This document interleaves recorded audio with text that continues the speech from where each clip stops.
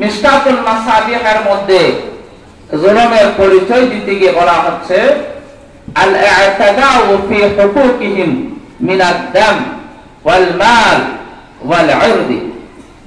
অর্থাৎ ছোট জুলুম হচ্ছে মানুষ মানুষের প্রতি রক্ত, সম্পদ এবং সম্মানের ক্ষেত্রে অবিচার করা।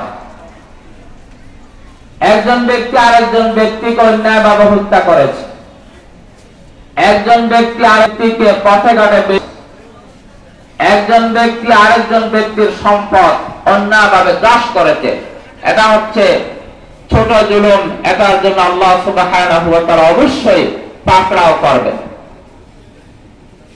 এখন আসুন সম্মানিত হাজিরিন, কেউ যদি ছোট জুলুম করে তার পরকালীন শাস্তি কি, পরিণতি কি,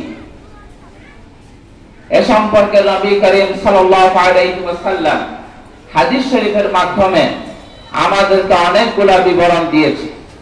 আমি তার মধ্যে থেকে সময়ের সংক্ষিপ্ততার কারণে কয়েকটি হাদিস আপনাদের সামনে উপস্থাপন করতেছি।